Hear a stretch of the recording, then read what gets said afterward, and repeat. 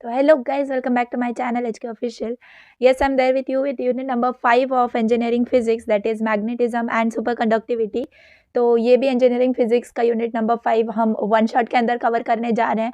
तो आपको इस पर्टिकुलर वीडियो में इसका पूरा सारे कॉन्सेप्ट्स मिल जाएंगे.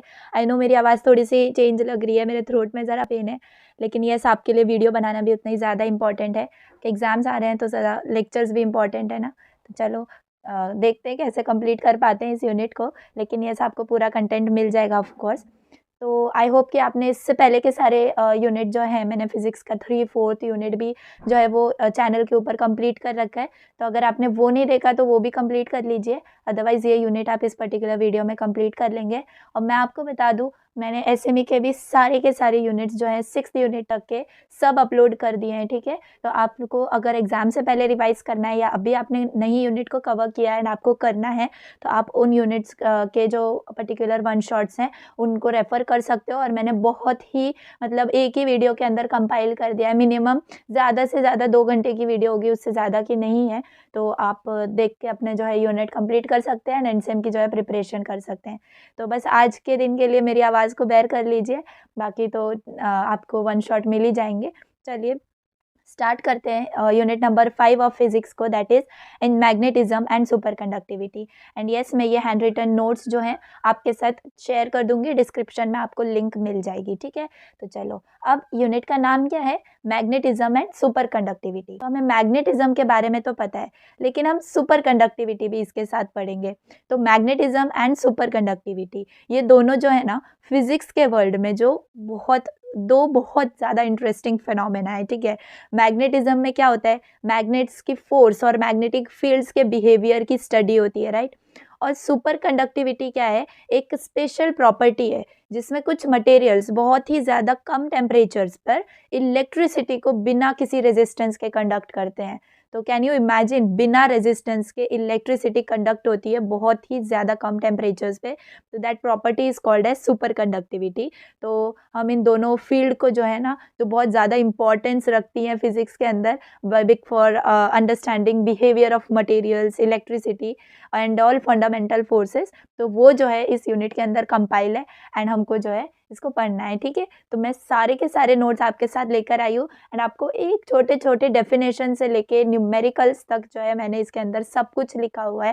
तो आई होप कि आप जो है इस वीडियो को लाइक करेंगे. अभी तक अगर लाइक नहीं किया तो जल्दी से कर दो एंड चलो फिर अब वीडियो देखते हैं, लेक्चर स्टार्ट करते हैं अपना. तो स्टार्टिंग में जो है ना आपको मैंने सारे के सारे डेफिनेशंस जो है ना वो कंपाइल कर दिए हैं.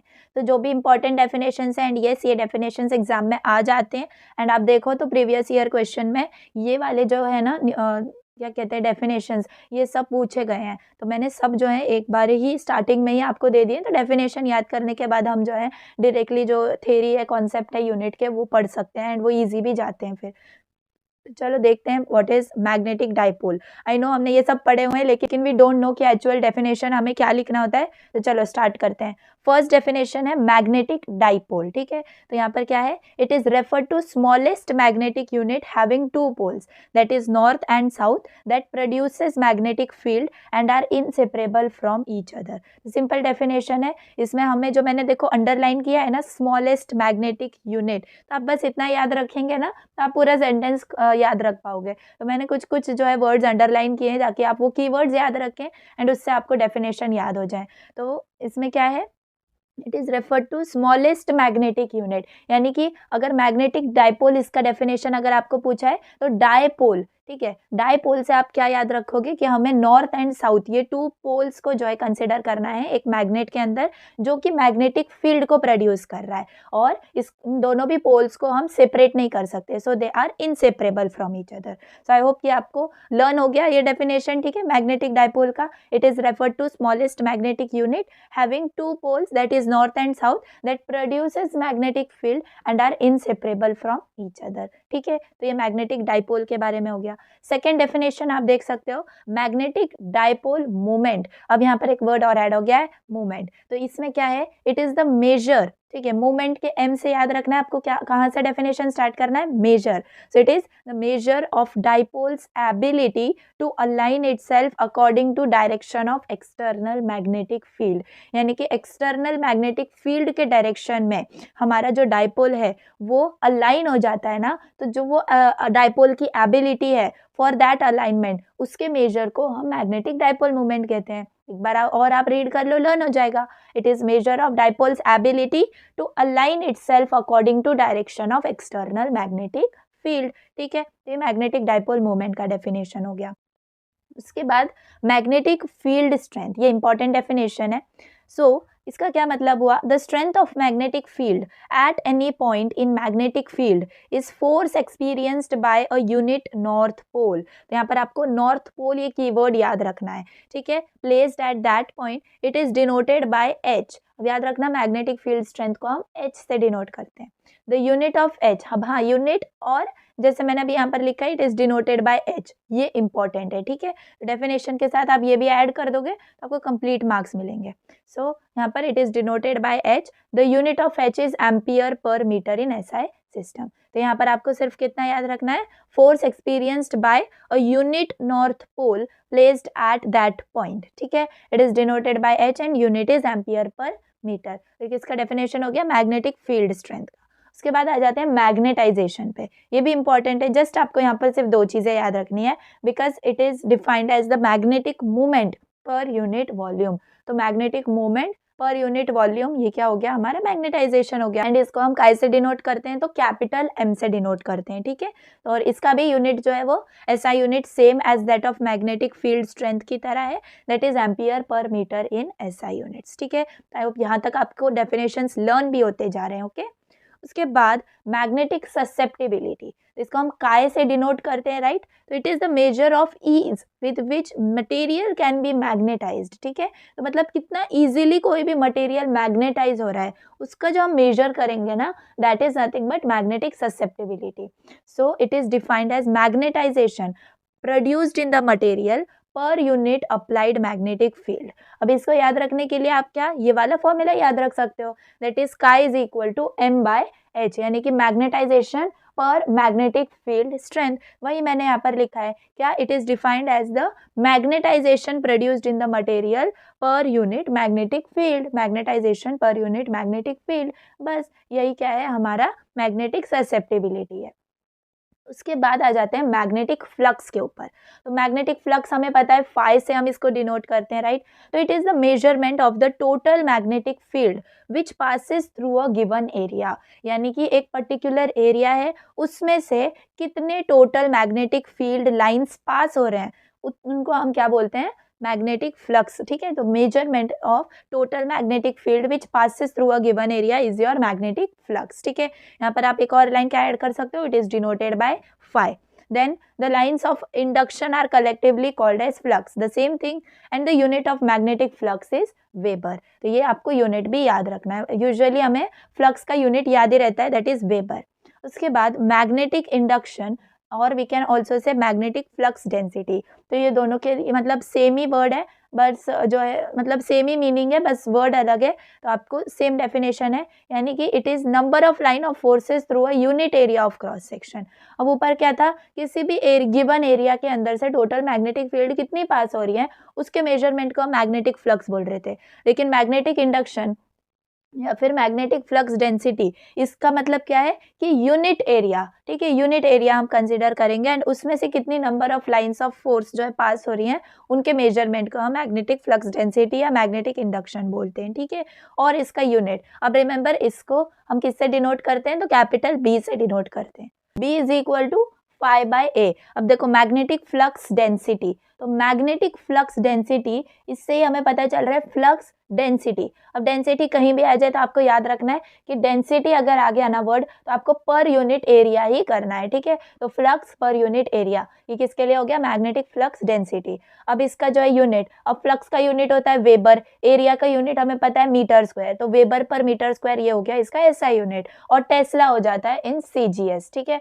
तो ये बस 7 डेफिनेशंस है जिनको आप याद कर लो, और मैंने आई थिंक आपको मतलब थोड़ा बहुत याद भी करा दिया है कि आपको कैसे रिमेंबर करना है, ठीक है। अब मैं आपको अगर सिंपली स्टार्टिंग से आपको सिर्फ समरी बताऊं तो देखो, मैग्नेटिक डाइपोल, तो एक मैग्नेटिक डाइपोल एक मतलब वी कैन से एक स्मॉल सा मैग्नेटिक बार होता है जिसका एक इमेजिनरी सेंटर होता है, ठीक है। नॉर्थ एंड साउथ ये दोनों उसके पार्ट्स होते हैं एंड दे आर इनसेपरेबल और क्या करते हैं, दे प्रोड्यूस मैग्नेटिक फील्ड। तो ये हो गया मैग्नेटिक डाइपोल, ठीक है। अब मैग्नेटिक डाइपोल मूवमेंट उस बार का स्ट्रेंथ होता है, ठीक है, या फिर हम बोल सकते हैं कि इट इज द एबिलिटी कि वो कितना अलाइन कर रहा है, जो डायरेक्शन आ रहा है ना एक्सटर्नल मैग्नेटिक फील्ड का, तो उसके हिसाब से वो अपने आप को कितना अलाइन कर रहा है, तो उसके मेजर को हम मैग्नेटिक डाइपोल मूवमेंट बोलते हैं, right. Then magnetic field strength, like जब हम एक मैग्नेट या करंट कैरिंग वायर को किसी और मैग्नेटिक फील्ड में लाते हैं ना, तो उस फील्ड के इफेक्ट को मैग्नेटिक फील्ड स्ट्रेंथ बोलते हैं। And explaining you the concept,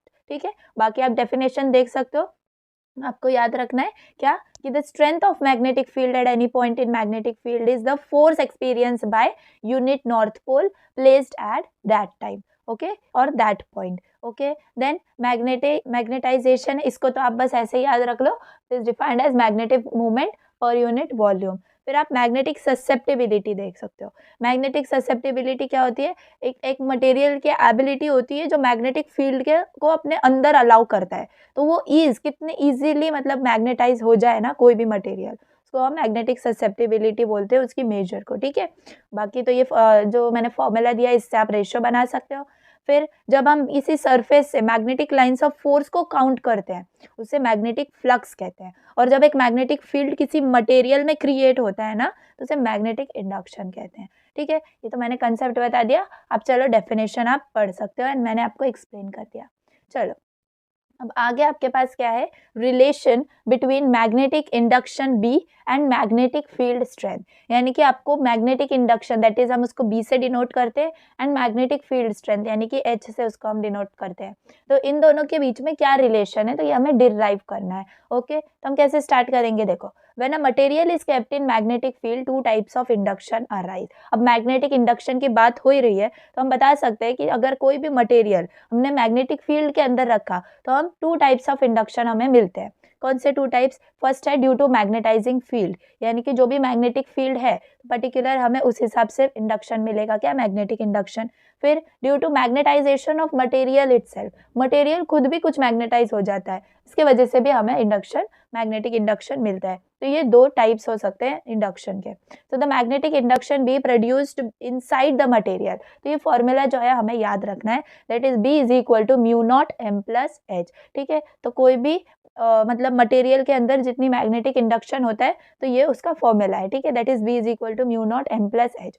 अब फर्स्ट स्टेप क्या है, हमें इस पूरे इक्वेशन को डिवाइड कर देना है एच से, तो b by H is equal to mu naught. अब यहाँ पर m by H plus h by H क्या हो जाएगा, 1 हो जाएगा, तो हम उसको लिख सकते हैं mu naught 1 plus m by H, okay. लेकिन जैसे मैंने अभी आपको यहाँ पर बताया था ससेप्टिबिलिटी का formula chi is equal to m by H, तो यहाँ पर हमें m बाई एच दिख रहा है तो हम उसको काय से रिप्लेस कर सकते हैं, ससेप्टिबिलिटी, ओके। तो हमें यहाँ पे क्या मिल रहा है, b by H is equal to mu naught 1 plus chi in the bracket, and बस h को हम राइट साइड में लेके चले जाएंगे तो हमें क्या मिल गया, रिलेशन मिल गया b और h के बीच में। सिंपल है ना, कितना सिंपल, बस डिवाइड किया, m बाई एच को काय से रिप्लेस कर दिया बस। तो ये हमारे पास रिलेशन आ गया magnetic induction and magnetic field strength के बीच में, that is b is equal to mu naught 1 plus chi h, ठीक है। तो ये फॉर्मूलाज में भी यूज होता है। उसके बाद देखो ये दो जो है डेफिनेशंस और हैं, that is absolute permeability and relative permeability. तो आपको ये भी याद रखना है, तो बस आप ये इसमें तो मैं ये कहूँगी कि आप बस फॉर्मूला याद रखो तो आपको डेफिनेशन याद ही हो जाएगा।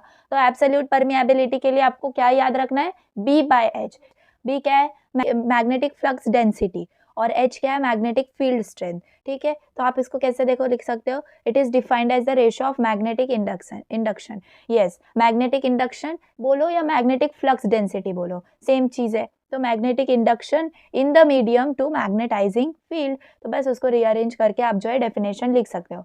एंड यस, इसका ऐसा यूनिट क्या होता है, हेनरी पर मीटर, ठीक है। उसके बाद आ जाते हैं हम रिलेटिव परमिएबिलिटी के ऊपर। तो रिलेटिव परमिएबिलिटी तो बहुत ईजी है, it is the ratio of absolute permeability to the permeability of free space, यानी कि absolute permeability divided by permeability of free space, that is mu naught, तो वो हो जाता है रिलेटिव परमिएबिलिटी। आई होप इतना आपको समझ गया होगा।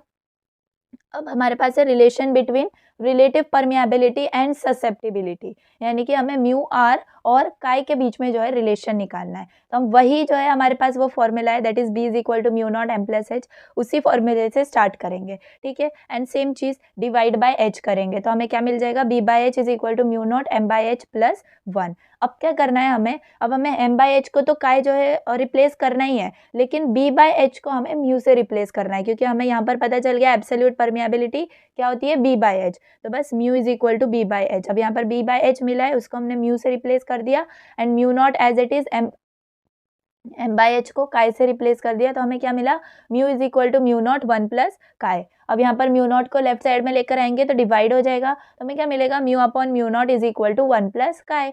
अब म्यू अपॉन म्यू नॉट क्या होता है, हमने रिलेटिव परमिएबिलिटी का डेफिनेशन में ये देखा हुआ है, mu are is equal to mu upon mu naught. तो बस हमें रिलेशन मिल गया, mu are is equal to 1 plus chi. Simple. I hope आपको ये रिलेशन बहुत ईजी लगते होंगे, ठीक है। एंड येस, ये एक और इम्पॉर्टेंट डेफिनेशन है। येस आई नो कि इसके अंदर डेफिनेशन ज़्यादा है, बट आई थिंक ये लास्ट है, ठीक है। चलो, बोर मैग्नेट्रॉन, इसमें क्या है, म्यू बी से हम इसको डिनोट करते हैं, याद रखना।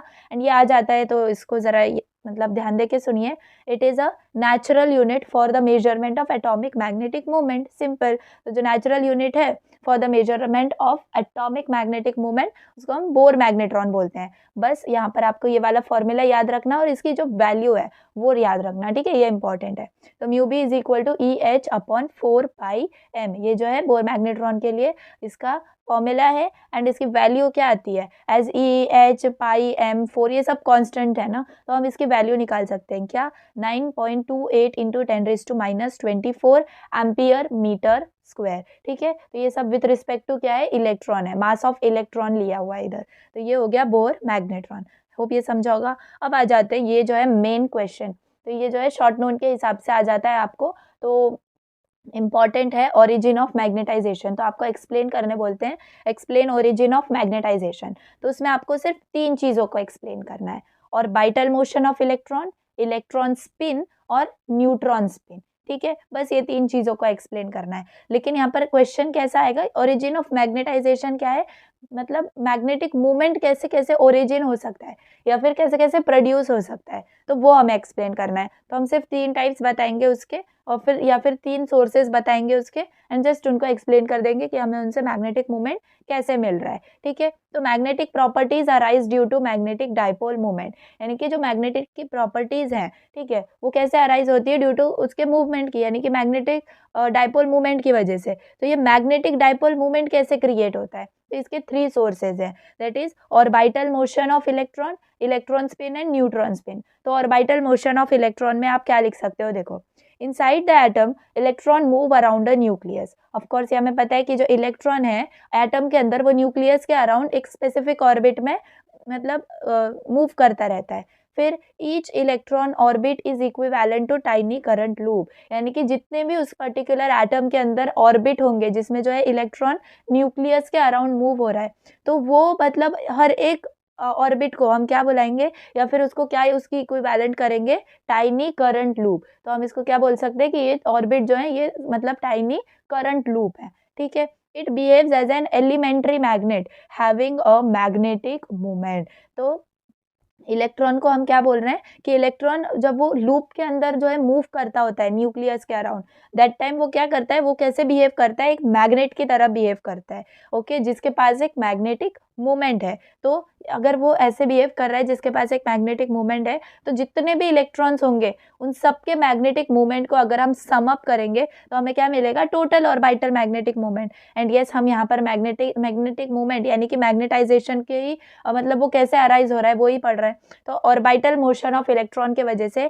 ऐसे जो है हमें मैग्नेटिक मोमेंट मिलता है, यानी कि जब हमारा इलेक्ट्रॉन न्यूक्लियस के अराउंड मूव हो रहा है, ठीक है, तो क्या हो रहा है, वो जो ऑर्बिट के अंदर वो मूव हो रहा है ना, वो कैसे मतलब कैसे दिखने लगता है या फिर कैसे बिहेव करता है, लाइक अ करंट लूप, ठीक है। तो जब वो करंट लूप अगर हम उसको मतलब वो ऐसे बिहेव कर रहा है करंट लूप की तरह, तो जो हमारा इलेक्ट्रॉन है वो कैसे बिहेव करने लग जाता है, एक एलिमेंट्री मैग्नेट की तरह। और हमेशा मैग्नेट क्या आता है, मैग्नेट के पास एक मैग्नेटिक मूवमेंट होता है। तो इसी तरीके से हम बोल सकते हैं कि जितने भी इलेक्ट्रॉन्स उस एटम के अंदर मूव हो रहे हैं, तो वो सबका जो मैग्नेटिक मूवमेंट है, अगर हम उनका सम अप कर दें तो हमें टोटल मैग्नेटिक मूवमेंट मिलता है। And it can be shown that elementary magnetic और electromagnetic movement is given by Bohr magnetron. तो जो वो टोटल मतलब हम एलिमेंट्री इलेक्ट्रोमैग्नेटिक मूवमेंट के बारे में बात करें तो वो कितने के मतलब जो हमारा बोर मैग्नेट्रॉन है ना, उसके इक्वल होता है। तो हमें पता है हमारा बोर मैग्नेट्रॉन क्या होता है, EH/4πm, एंड उसकी वैल्यू भी हमने देख ली है, that is 9.28 × 10⁻⁻24 ampere metre square. तो बस ये फर्स्ट सोर्स हो गया। एंड बिलीव मी, इसके बाद के 2 सोर्स बहुत ही ईजी हैं। क्या, इलेक्ट्रॉन स्पिन। तो each electron is spinning around itself. ये सेंटेंस याद रख लो कि हर इलेक्ट्रॉन जो है वो खुद के ही अराउंड मतलब रोटेट हो रहा है, राइट। जैसे अर्थ खुद के अराउंड रोटेट होता है ना, सेम वैसे ही। तो each electron is spinning about itself and this gives rise to magnetic dipole movement. बस खत्म। वो इलेक्ट्रॉन खुद ही अपने मतलब अपने अराउंड मूव कर रहा है, रोटेट कर रहा है। बस इसी के वजह से जो है मैग्नेटिक डाइपोल मूवमेंट अराइज होता है, सिंपल।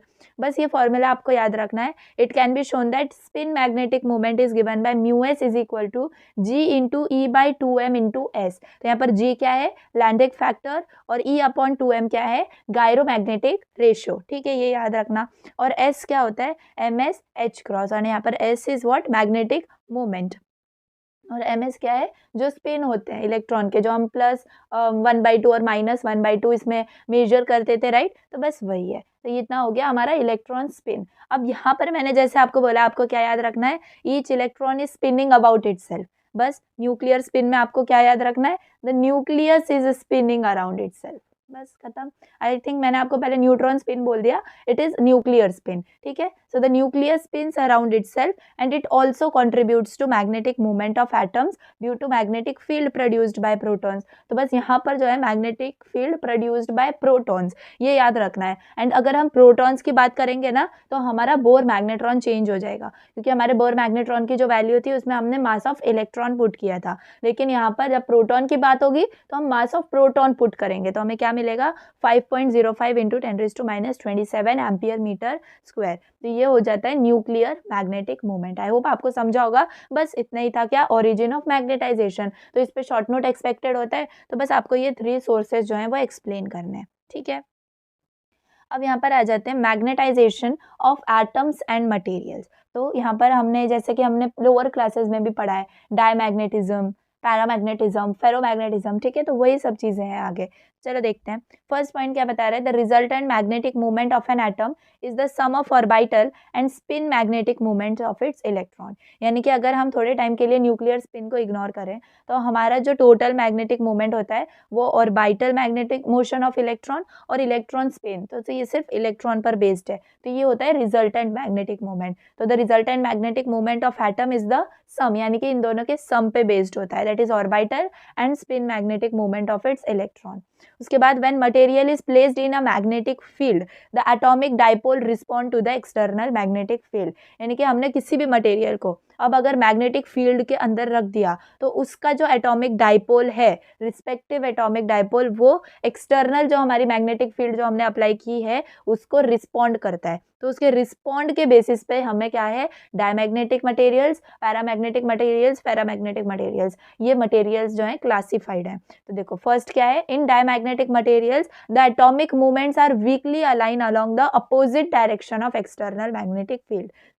तो मतलब मैग्नेटिक फील्ड जो हमारी एक्सटर्नल हम अप्लाई कर रहे हैं उसके अपोजिट जो है ना हमारे एटॉमिक मूवमेंट्स जो है वो अलाइन हो जाते हैं। So the atomic movements are weakly, yes ये वर्ड याद रखो, वीकली अलाइन। ठीक है, और यहाँ पर और एक वर्ड कौन सा याद रखना है, इन opposite direction of external magnetic field. तो अपोजिट और वीकली अलाइन, ये वर्ड आपको याद रखना है। तो आपका डेफिनेशन क्या बन गया, in diamagnetic materials the atomic movements are weakly align along the opposite direction of external magnetic field. अब देखो पैरामैग्नेटिक मटेरियल्स के अंदर सिर्फ डायरेक्शन, यानी कि देखो यहाँ पर अपोजिट डायरेक्शन था डायमैग्नेटिक में, इसमें अलोंग द डायरेक्शन होगा। यानी कि अगर external magnetic field right side को जा रही है तो हमारे एटॉमिक मूवमेंट्स भी राइट साइड को अलाइन होंगे, जस्ट फॉर एग्जांपल। ठीक है, so in paramagnetic materials the atomic movements are weakly aligned along the direction of external magnetic field, ठीक है। अब फेरोमैग्नेटिक में क्या होगा, बस एक वर्ड चेंज होगा, कौन सा होगा, वीकली, तो यहाँ पर क्या हो जाएगा, strongly align. So in ferromagnetic material atomic movements are strongly align along the direction of external magnetic field. तो बस यहाँ पर हमने क्लासीफाई कर दिया, ठीक है, magnetisation of atoms and materials के अंदर। अब जो है ये मेन इंपॉर्टेंट क्वेश्चन है एंड मार्क की ये आएगा ही आएगा। अब अगर प्रीवियस ईयर क्वेश्चंस भी देखो ना तो इसके अंदर ये अवेलेबल है, क्या, classification of magnetism on the basis of permeability, तो आपको एक्सप्लेन करना होता है। तो यहाँ पर आप देख सकते हो डायमैग्नेटिक मटेरियल देखना है हमें, उसके बाद पैरामैग्नेटिक, फिर फेरोमैग्नेटिक, ये सब मटेरियल्स के बारे में हमें क्लासीफाई करने आता है। तो हम देखते हैं हमें फर्स्ट कैसे, देखो आप डायग्राम देख सकते हो जिसमें मैंने मैग्नेट दिखाया है नॉर्थ एंड साउथ, और एक्सटर्नल मैग्नेटिक फील्ड कैसे जा रही है, ठीक है। तो आप जस्ट डायग्राम को प्रैक्टिस कर लो, इतना ज़्यादा कुछ है नहीं, ठीक है। तो the diamagnetic materials are substances which when placed in external magnetic field develop a weak magnetism in opposite direction of external magnetic field. अब अगर आपने इस वक्त यहाँ पर डेफिनेशन याद कर लिया होगा ना, तो यहाँ पर वही डेफिनेशन रिपीटेड है। अगर आप देखो तो डायमैग्नेटिक मटेरियल्स ऐसे सब्सटेंस है जब उनको हम एक्सटर्नल मैग्नेटिक फील्ड के अंदर प्लेस करेंगे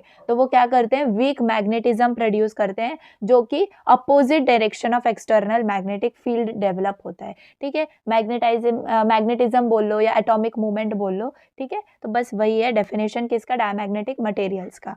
फिर आप लिख सकते हो the atoms have very small magnetic movement, ठीक है। तो diamagnetic as it is the basic one, तो the atoms have very small magnetic movement and yes they slightly repel the magnetic lines of force. अब ये repel word जो है हमें diamagnetic के अंदर याद रखना है कि they slightly repel the magnetic lines of forces. उसके बाद अगर आप देखो तो classification of magnetism on basis of permeability बात हुई है, right.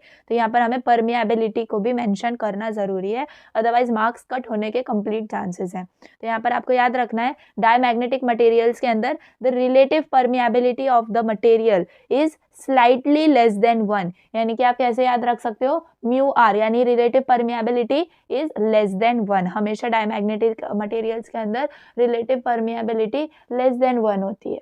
The diamagnetic susceptibility is very small and negative. तो ऐसे जैसे मैंने यहाँ पर लिखा है कि हमने classify on the basis of permeability and susceptibility, तो ऐसा भी क्वेश्चन आ जाता है। तो ससेप्टिबिलिटी के बेसिस पे आप कैसे क्लासीफाई कर पाते हो, तो डायमैग्नेटिक ससेप्टिबिलिटी जो है बहुत स्मॉल होती है एंड नेगेटिव में होती है। तो बस ये आपका जो है लर्न करने का ही पार्ट है। तो आपको डायमैग्नेटिक में क्या याद रखना है, पहले तो जो मटेरियल्स मतलब या फिर सब्सटेंसेस हम कह लें, अगर हम उनको एक्सटर्नल मैग्नेटिक फील्ड के अंदर रखते हैं तो उनके अंदर वीक मैग्नेटिज्म प्रोड्यूस होता है, या फिर हम बोल सकते हैं वीक एटॉमिक मूवमेंट जो है वो प्रोड्यूस होता है। एंड कैसे प्रोड्यूस होता है, तो opposite direction of external magnetic field.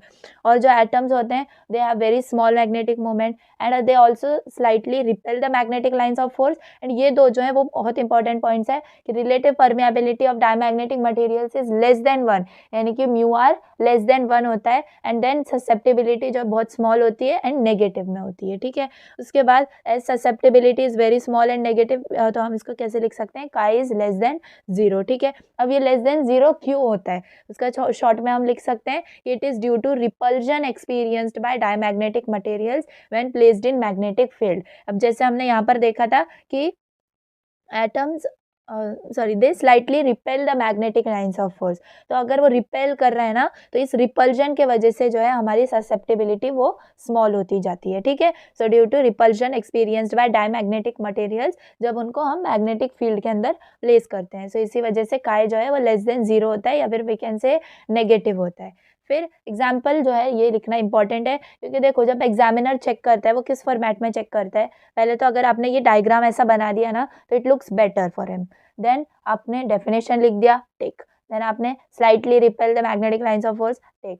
फिर आपने रिलेटिव परमिएबिलिटी का जो है वो कंपैरिजन लिख दिया, ससेप्टिबिलिटी का कंपैरिजन लिख दिया, एंड देन आपने एग्जाम्पल लिख दिया ना, तो कोई भी एग्जामिनर ऐसा नहीं होगा जो उसमें मार्क्स कट कर पाएगा, ठीक है। I am giving you the complete notes, तो आप इसका फायदा उठाइए एंड मतलब बस इसके ऊपर ही वर्क करिए, इतने ही नोट्स के ऊपर, ठीक है। तो एग्जाम्पल क्या है, बिस्मथ, सिल्वर, कॉपर, तो डायमैग्नेटिक मटेरियल्स के एग्जाम्पल्स हैं, याद कर सकते हो।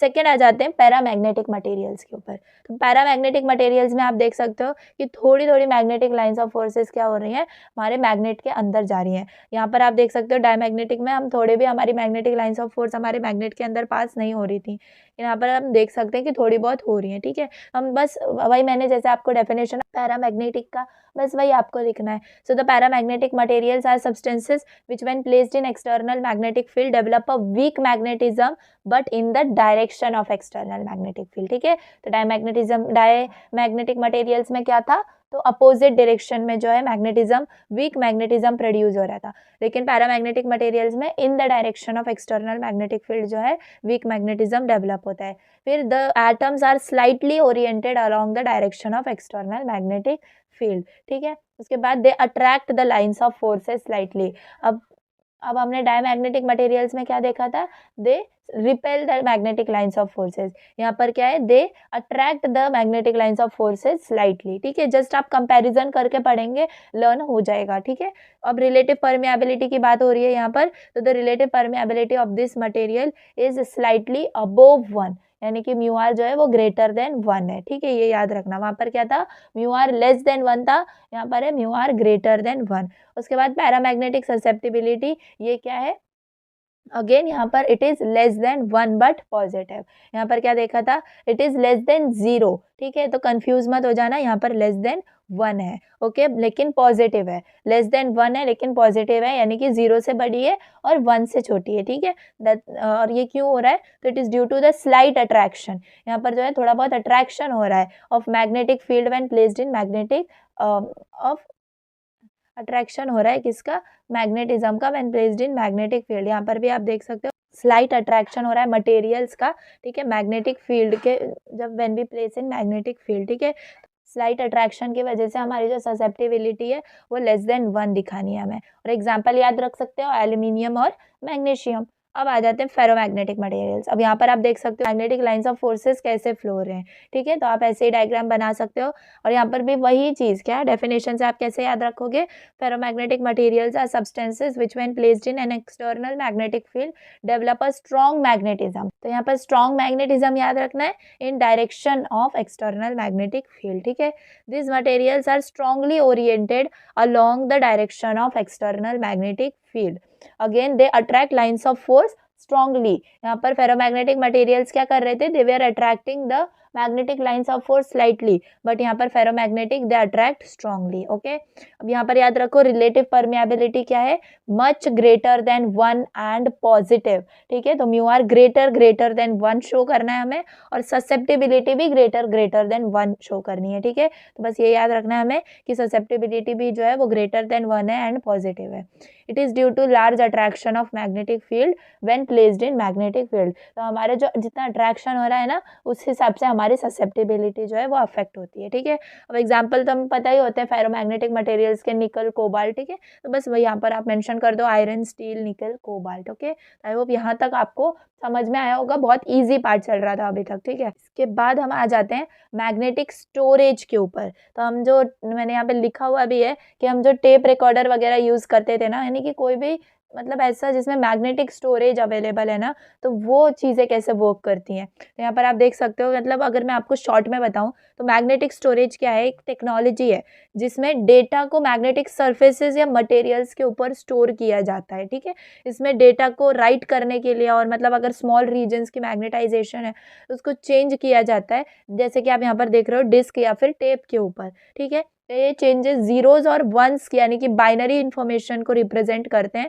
जो कंप्यूटिंग में यूज़ होते हैं। ठीक है, तो मैग्नेटिक स्टोरेज डिवाइसेस में लाइक हार्ड डिस्क या फिर मैग्नेटिक टेप्स, ये सब इंक्लूड होते हैं, एंड इनका जो स्टोरेज कैपेसिटी है वो बहुत ज़्यादा अच्छी होती है। ठीक है, आपको फास्ट एक्सेस करने के अंदर जो मैग्नेटिक स्टोरेज है ना, वो हेल्प करता है, और कंप्यूटर्स और डेटा स्टोरेज सिस्टम में ये कॉमनली यूज़ होते हैं। आई होप कि आपको जो है रफली आइडिया आ गया है कि मैग्नेटिक स्टोरेज जो है इसमें एक्चुअली होता क्या है। ठीक है, उसके बाद अगर आप यहाँ पर डायग्राम देखो, यहाँ पर आपको एक साइड में रीड हेड दिख रहा है और एक राइट हेड दिख रहा है, ठीक है। उसके बाद आप डिस्क देख सकते हो, यहाँ पे नीचे डिस्क प्रेजेंट है, उसमें अलग अलग अलाइनमेंट है, ठीक है। अलाइनमेंट यानी कि फ्रिंज पैटर्न जो है वो यहाँ पर हमें मिलता है, और ये जीरोज और वंस के फॉर्मेट में होता है, यानी कि बाइनरी फॉर्मेट में प्रेजेंट होता है। और डायरेक्शन ऑफ मोशन मैंने यहाँ पे शो किया है। तो रीड हेड, राइट हेड, अब आप देख सकते हो दोनों में डिफरेंस क्या है। चलो देखते हैं इसकी वर्किंग क्या है, फिर आपको डायग्राम जो है इजीली समझ में आ जाएगा। तो पहले तो magnetic storage, it is one of the most widely used digital data storage using magnetised medium to store data. Magnetic tape, floppy disk and hard disk drives are used. तो ये जो भी चीज़ें यूज़ होती थी ना, इनके अंदर मैग्नेटिक स्टोरेज होता था, यानी कि मतलब पहले जो है तो ये बहुत ज़्यादा यूज़ होते थे। तो यहाँ पर इसमें क्या होता है, तो डिजिटल डेटा जो है वो स्टोर होता है बाय यूजिंग मैग्नेटाइज्ड मीडियम, ठीक है। तो आई होप ये समझा होगा क्या मैग्नेटिक स्टोरेज, इसमें क्या होता है, सिर्फ हमारा मतलब डेटा को जो है हम मैग्नेटिक स्टोरेज के फॉर्म में जो है स्टोर करते हैं, ठीक है। फ्लॉपी डिस्क, हार्ड डिस्क, ये सब जो है हम एग्जाम्पल दे सकते हैं। प्रिंसिपल में there are two types of magnetic polarities, that is n dashes and s dashes. So each one used to represent either 0 or 1. Computer system need to store data in digital format, consist of information in binary, that is data in the form of 0 and 1. देखो मैं आपको जितना बता रही हूँ आप बस उतना याद रखो। अब इसके अंदर आपको क्या याद रखना है, तो एक तो ये डायग्राम आपको बनानी होगी, उसके बाद ये थोड़ा सा जो है इंट्रो हमने दे दिया किसका, मैग्नेटिक स्टोरेज का। उसके बाद आप प्रिंसिपल के अंदर क्या लिख सकते हो, तो कंप्यूटर सिस्टम जो है बाइनरी लैंग्वेज समझता है, वी ऑल नो। तो यहाँ पर जो डिजिटल हमारा डेटा है ना, वो डिजिटल फॉर्मेट में जो है स्टोर होता है, तो जिसके अंदर हम कह सकते हैं कि बाइनरी फॉर्मेट में वो स्टोर होता है, and data is in the form of zeros and one. The region way data is to be stored in magnetised region read as one, यानी कि जो रीजन मैग्नेटाइज्ड रीजन है एंड अगर उसके अंदर डेटा स्टोर हो रहा है तो वो कैसे रीड होगा, वन। एंड जो अनमैग्नेटाइज्ड रीजन होगा वो कैसे रीड होगा, जीरो। तो बस सिंपली आपको बस बहुत सिंपल फॉर्मेट में इसको याद रखना है। उसके बाद आप देख सकते हो रीड एंड राइट हेड, तो ये दोनों कैसे वर्क करते हैं। तो जो drive uses a motor to rotate the media at high speed, तो एक जो है ड्राइव यूज, मतलब ड्राइव के अंदर जो है ना हमारी एक छोटी सी मोटर यूज होती है, जो कि क्या हेल्प करती है, हमारे मीडिया को हाई स्पीड में रोटेट करने के लिए हेल्प करती है। And the data is written and read using a small device called heads. जब ये रोटेट होता होगा ना हमारा मीडिया, तो क्या होता है उस वक्त, हेड्स जो है ना, ये जो कि हम स्मॉल डिवाइसेस बोल रहे हैं उनको, तो ये हेड्स प्रेजेंट होते हैं। इन हेड्स के वजह से क्या होता है, हम डेटा को जो है वो रीड भी कर पाते हैं एंड राइट भी कर पाते हैं। तो ये सिर्फ किसकी वजह से पॉसिबल है, क्योंकि हम एक मोटर यूज़ कर रहे हैं जो कि हमारे मीडिया को हाई स्पीड के ऊपर रोटेट कर रहा है, ठीक है। Each head has a tiny electromagnet which consist of an iron core wrapped with the wire. A read write head moves very close to the magnetic surface. तो जैसे कि आप यहाँ पर डायग्राम में देख सकते हो, रीड और राइट हेड ये दोनों अपोजिट डायरेक्शन में प्रेजेंट है, राइट। एंड यहाँ पर आप देख सकते हो इलेक्ट्रोमैग्नेटिक, जैसे मैंने यहाँ लिखा हुआ था कि each head has tiny electromagnet which consist of iron core wrapped with the wire. तो जो है टाइनी इलेक्ट्रोमैग्नेट जो है हमारे हेड्स के पास प्रेजेंट होता है। एंड आप देख सकते हो कि दोनों के डिस्क जो दोनों भी है, ये डिस्क के एकदम क्लोज जो है ये मूव करते होते हैं, ठीक है। और जो रीजन मैग्नेटाइज्ड है, जैसे मैंने आपको बताया, मैग्नेटाइज्ड रीजन पे 1 रीड होता है और अनमैग्नेटाइज्ड रीजन पे 0 रीड होता है, ठीक है। तो ये हो गया रीड एंड राइट हेड के बारे में। और आप देख सकते हो राइटिंग द डेटा, अब हम राइट कैसे कर पाते हैं डेटा को, देखो। So the data signal is send through the coil of wire, यानी कि विच जनरेट्स अ मैग्नेटिक फ्लक्स, यानी कि आप देख सकते हो कि डेटा सिग्नल कैसे सेंड करते हैं हम, वायर के थ्रू या फिर कॉइल ऑफ वायर के थ्रू हम बोल सकते हैं, विच जनरेट्स अ मैग्नेटिक फ्लक्स। अब जब हम डेटा या फिर डेटा सिग्नल को हम एक वायर के थ्रू जो है पास करेंगे या सेंड करेंगे, उसकी वजह से क्या जनरेट होता है, जब मैग्नेटिक फ्लक्स जनरेट होता है। At the gap magnetic flux forms a fringe pattern, and जब ये मैग्नेटिक फ्लक्स पास होता है ना, उस वक्त क्या होता है, फ्रिंज पैटर्न, यानी कि जैसे मैंने आपको दिखाया, तो वो फ्रिंज पैटर्न जो है वो डेवलप होता है या फिर वी कैन से फॉर्म होता है। This flux magnetizes the small region of the oxide on the media and magnetization of that area changes. तो ये जो फ्लक्स जनरेट हुआ है ना, ये फ्लक्स क्या करता है, छोटे से रीजन को मैग्नेटाइज कर देता है कोई भी उसके ऊपर। एंड क्या होता है, अगर ये मैग्नेटाइज हो जाता है, इसके वजह से क्या होता है, हमारे उस पर्टिकुलर एरिया का मैग्नेटाइजेशन जो है वो चेंज हो जाता है। मैं आपको वापस याद दिला दूँ, मैग्नेटाइजेशन का डेफिनेशन क्या था, मैग्नेटिक मोमेंट पर यूनिट वॉल्यूम। ओके, तो बस आपको ऐसे ही याद करते रहना है, रिवाइज करते रहना है, तो आपको एग्जाम में जो है डिफिकल्टी नहीं होगी याद करने की। यहाँ पर क्या देख रहे थे, मैग्नेटाइजेशन जो है उस पर्टिकुलर एरिया का चेंज होता है, हो जाता है। And the information is stored on the disk in the form of zeros, यानी कि unmagnetize region and one as the magnetize region. ठीक है, उसके बाद reading the data, the read head is moved along the surface of the storage media. जैसे आप exam यहाँ पर डायग्राम में देख सकते हो कि रीड हेड कैसे कर रहा है, मूव करता रहता है। ठीक है, कंटिन्यूअसली मूव करता रहता है along the surface of the media, and the information stored on the magnetic devices, that is the regions of magnetization and demagnetization, are detected by the reader by detecting a varying magnetic field across the gap। यानी कि अब वो जो 1 और 0 के format जो है हमारा डेटा जो आ गया था ना, तो वो इन्फॉर्मेशन अब जो है रीड हेड कैसे मतलब रीड करता है, तो वो मैग्नेटाइजेशन की वजह से रीड करता है। यानी कि मैग्नेटाइज रीजन होगा तो 1 हो जाएगा, एंड अनमैग्नेटाइज रीजन होगा तो 0। तो इस हिसाब से जो है वो रीड करता है क्या, डेटा। ठीक है, आई होप आपको समझा होगा कि मैग्नेटिक स्टोरेज कैसे वर्क करता है। अब यहाँ पर इम्पॉर्टेंट वन है मैग्नेटो ऑप्टिकल रिकॉर्डिंग। ठीक है, तो ये भी सेम जैसे मैग्नेटिक स्टोरेज अभी हमने पढ़ा वैसा ही है, तो ये भी थ्योरी क्वेश्चन है, तो ये भी सेम जैसे अभी हमने मैग्नेटिक स्टोरेज के बारे में थ्योरी पढ़ी वैसे ही है। तो बस आप यहाँ पर देख सकते हो कि इसमें क्या होता है। तो अगर मैं सिंपली आपको बताऊँ कि मैग्नेटोस ऑप्टिकल रिकॉर्डिंग, इसके अंदर सिंपली होता क्या है, तो ये सिर्फ एक मतलब वी कैन से एक टेक्निक है या फिर एक तरीका है डेटा स्टोर या फिर रिट्राइव कराने का। ठीक है, जिसमें लेजर और मैग्नेट ये दो चीजें यूज होती है। मैग्नेटिक फिल्म जो है ना वो सबस्ट्रेट पर लगाई जाती है, एंड जिसमें डेटा जो है वो राइट किया जाता है। एंड डेटा रिकॉर्ड करने में लेजर से जो है एक स्मॉल मतलब स्पेस में क्या किया जाता है, उसको स्मॉल स्पॉट को गर्म किया जाता है या हीटअप किया जाता है वी कैन से, जिससे कि उसका मैग्नेटिक इफेक्ट बदल जाता है। एंड यही प्रोसेस डेटा को रीड के लिए भी यूज़ करी जाती है, एंड डेटा को इरेज करने के लिए भी जो क्या करते हैं हम अपोजिट डायरेक्शन में मैग्नेटिक फील्ड अप्लाई कर देते हैं। तो बस यही जो है फॉर्मेट है किसका, मैग्नेटो ऑप्टिकल रिकॉर्डिंग का, कि कैसे मैग्नेट और लेजर को यूज करके हम डेटा स्टोर करा पाते हैं। ठीक है, तो यहाँ पर आप देख सकते हो लेंस अवेलेबल है जिससे हमें हाई पावर हीटिंग इफेक्ट मिल रहा है लेजर बीम की वजह से। एंड यहाँ पर वही जो है हमारे पास आप देख सकते हो क्या, 1 और 0 जैसे मैंने ऊपर दिखाया था ना आपको, तो वैसे ही जो है कुछ पैटर्न यहाँ पर भी अवेलेबल है। नीचे जो है आप अगर मैग्नेट शो कर दो तो आपका डायग्राम कंप्लीट हो जाएगा, और यहाँ पर फास्ट मूविंग मीडिया ये भी आप दिखा सकते हो। चलो अब देखते हैं इसमें इसका प्रिंसिपल में हम क्या लिख सकते हैं। तो magnet optical recording is the method of storing and retrieving data using a laser and a magnet. तो बस आपको याद रखना है कि हम इसके अंदर क्या यूज़ करते हैं, एक तो मैग्नेट यूज़ करते हैं और लेज़र यूज़ करते हैं। ठीक है, magnetic film is coated on the substrate over which the data is return. तो हम जो है मैग्नेटिक फिल्म को एक पर्टिकुलर सबस्ट्रेट के ऊपर कोट कर देते हैं। ठीक है, जिसके ऊपर हमें डेटा लिखना होता है या फिर राइट करना होता है। ठीक है, प्रिंसिपल में लिख सकते हैं। और रिकॉर्ड कैसे होता है डेटा, देखो the disc is coated with the film that initially is uniformly magnetised. तो पहले जो है ना हमारी फिल्म क्या है, यूनिफॉर्मली मैग्नेटाइज्ड होती है। याद रखना पहले क्या होता है, यूनिफॉर्मली मैग्नेटाइज होती है हमारी film. So the disc is coated with the film that initially is uniformly magnetise. तो हम अपनी जो डिस्क है उसको कैसे मतलब उस फिल्म से हम उसको कोट करते हैं, या फिर उस पर्टिकुलर फिल्म जिसका मैग्नेटाइजेशन जो है वो यूनिफॉर्म है। ठीक है, the magnetic layer side faces towards the laser beam. जैसे आप यहाँ पर डायग्राम में देख सकते हो, तो मैग्नेटिक लेयर साइड है, it faces towards the laser beam. ठीक है, so the magnetic layer side faces towards the laser beam. और यहाँ पर द लेजर बीम क्यों यूज होती है, तो it is use to demagnetise a small spot. जैसे कि अभी मैंने इंट्रो में ही आपको बताया कि जो स्मॉल स्पॉट है ना उसके ऊपर काम होता है, एंड ये लेजर बीम जब उसके ऊपर अफेक्ट होती है ना, तो इसके वजह से क्या हो जाता है, वो पर्टिकुलर स्मॉल स्पॉट जो है वो डीमैग्नेटाइज हो जाता है। बोलोगे कि डीमैग्नेटाइज एक लेजर बीम की वजह से क्यों हुआ, क्योंकि हम उसको मतलब बहुत ज़्यादा हाई टेम्परेचर पे हीट कर देते हैं।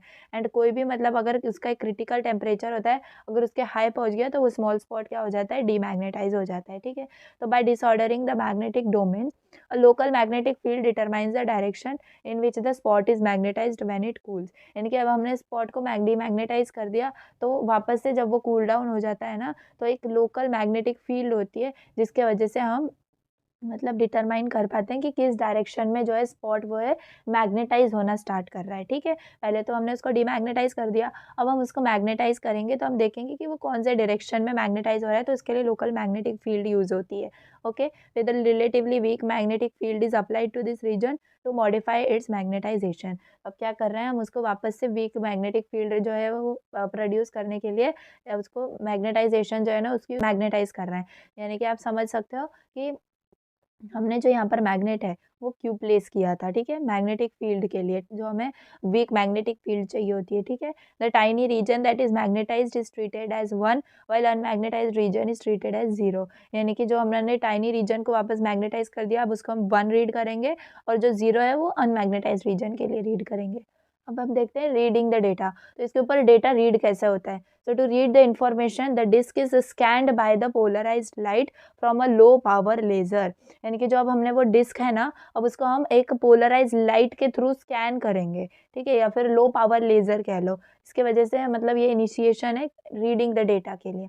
सो to read the information the disc is scanned by the polarized light from a low power laser. The laser light is reflected from the surface of media. अब हमने उसके ऊपर क्या किया, लो पावर लेजर को इंसिडेंट किया। अब ये जो है रिफ्लेक्ट करेंगी from the surface of the media and its plane of polarization is rotated slightly according to the direction of magnetic field of media। So according to the direction of media हमारा जो plane of polarization है ना उसका वो rotate हो जाएगा slightly।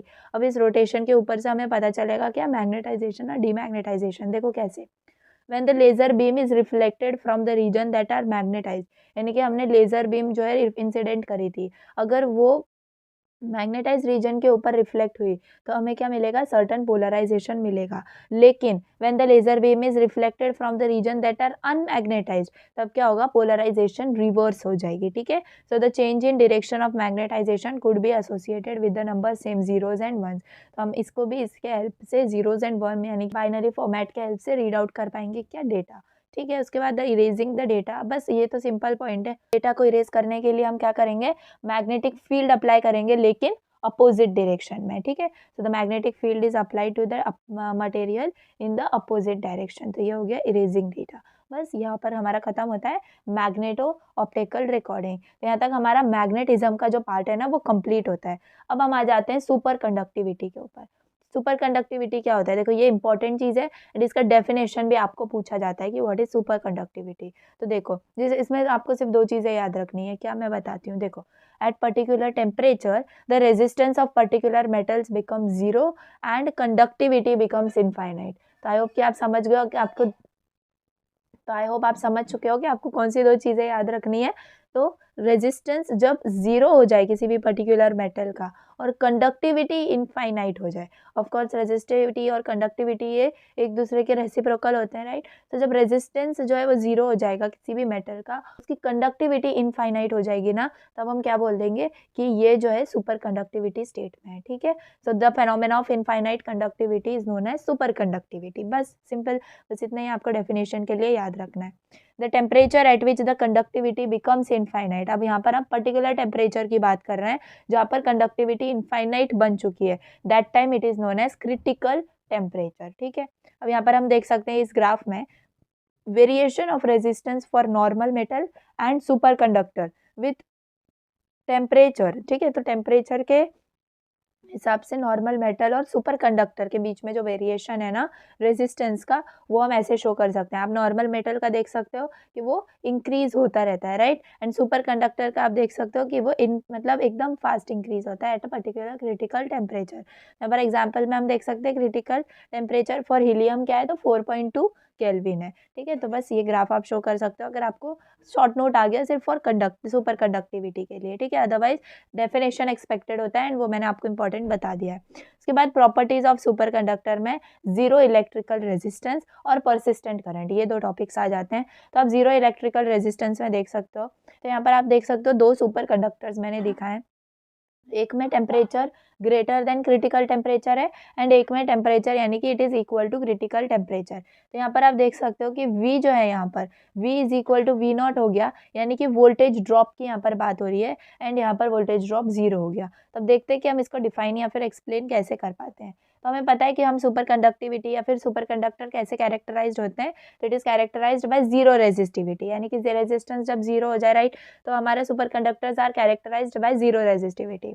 Experimentally it is not possible to test resistance is zero, यानी कि हम एक्सपेरिमेंटली कभी भी चेक नहीं कर पाएंगे कि पर्टिकुलर मतलब मटेरियल की या मेटल की रेजिस्टेंस जीरो है, ठीक है, तो experimentally it is impossible to test. अब इसको अब हमें टेस्ट करना है तो कैसे करेंगे, देखो, to test sudden drop of resistance हम क्या करेंगे, मटेरियल को कनेक्ट करेंगे एक सर्किट के अंदर, जैसे कि मैंने अभी आपको डायग्राम में बताया, ठीक है, तो ऐसे सर्किट के अंदर हम कनेक्ट कर देंगे और the potential difference across each and is measured, यानी कि दोनों भी एंड से जो है हम अब उनका पोटेंशियल डिफरेंस जो है ना वो मेजर करेंगे, potential difference as material is cooled below the transition temperature, यानी कि टेम्परेचर जब क्रिटिकल टेम्परेचर के नीचे हो जाएगा तो वोल्टेज ड्रॉप जो है वो डिसअपियर हो जाता है, रिमेंबर, तो जब ये वोल्टेज ड्रॉप डिसअपियर हो गया ना, बस यही क्या है, इंडिकेट करता है जीरो इलेक्ट्रिकल रेजिस्टेंस, ठीक है, so this disappearance of voltage drop indicates zero electrical resistance. तो बस आप फ्लो में याद रख सकते हो इसको, पहला पॉइंट आप क्या लिखोगे,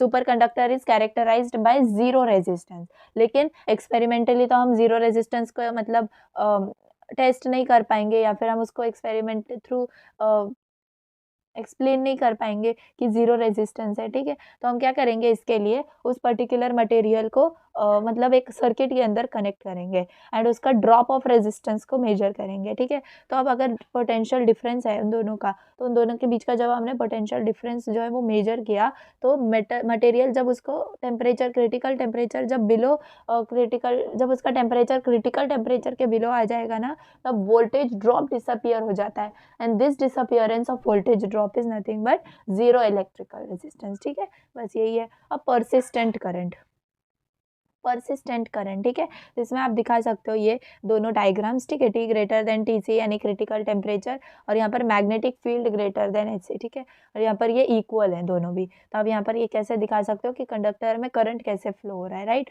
चलो इसके थ्योरी देखते हैं।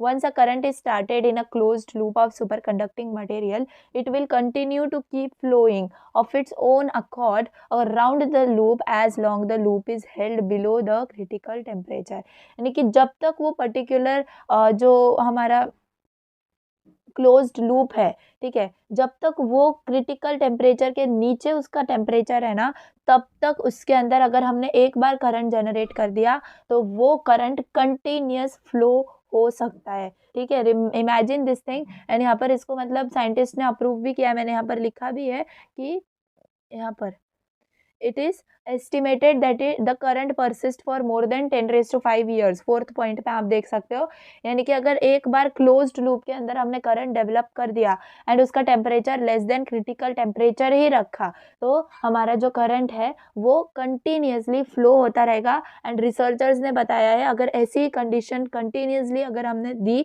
तो हमारा करंट जो है वो 10⁵ ईयर्स तक के जो है वो फ्लो हो सकता है, तो इसीलिए इसका नाम क्या है, परसिस्टेंट करंट, ठीक है, परसिस्टेंट यानी कि नेवर एंडिंग, राइट, तो बस यही है। तो once a current is started in a closed loop of super conduct, yes, हम ये बात तो सुपर कंडक्टिंग मटेरियल की कर रहे हैं, ऐसा कोई भी क्लोज्ड लूप नहीं है कि जिसके भी हमने करंट जो है उसमें स्टार्ट कर दिया तो उसमें करंट रहेगा ही, ऐसा नहीं, सुपर कंडक्टिंग मटेरियल का अगर हमारे पास क्लोज्ड लूप है ना तभी ये पॉसिबल है, so it will continue to keep flowing of its own around the loop as long the current is held below the critical temperature. Such a steady current which flows without diminishing in strength is called as persistent current.